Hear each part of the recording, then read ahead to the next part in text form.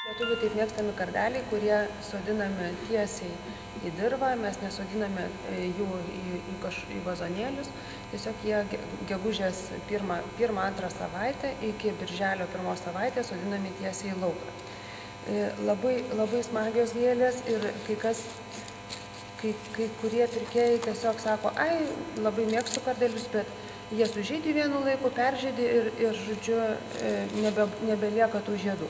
Tai norintiems kardeliais džiaugtis ilgesnį laiką, rekomenduočiau jas sodinti įvairiais skirtingais laikotarpiais. Tai yra sodinkite kas savaitę. Jeigu pirmus pasodinote gegužės 1 savaitę, antrus sodinkite gegužės 2 savaitę, trečiuosius gegužės pabaigoje, ir baikite sodinimą iki birželio 15 dienos.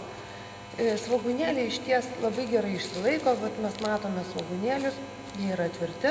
Prieš sodinimą reikėtų pašalinti štai šitą luobelę ir būtinai, ką reikėtų padaryti kardeliams, tai prieš sodinimą juos pamerkti 24 valandom į kažkokią tai priemonę, kurie suteiktų jiems apsaugą nuo ligų. Jokių būdų nesodinti kardelių į tą pačią vietą kelius metus iš eilės. Tiesiog reikėtų kiekvienais metais kardeliam parinkti skirtingą vietą. Veislių yra begalė įvairių ir įvairias spalvių, dvispalviais žiedais.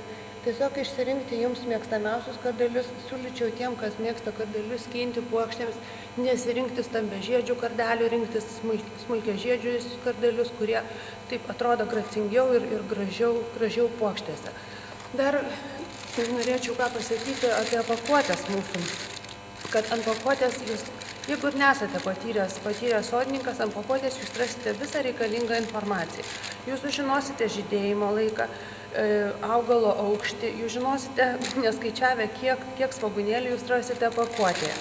Taip pat štai šitoje pusėje jūs rasite informaciją, kada augalai yra sodinami, kokia dirva parenkama, koks augalo aukštis, kokio gylio augalai yra sodinami, kokiais atstumais ir netgi pažymėta žydėjimo laiką.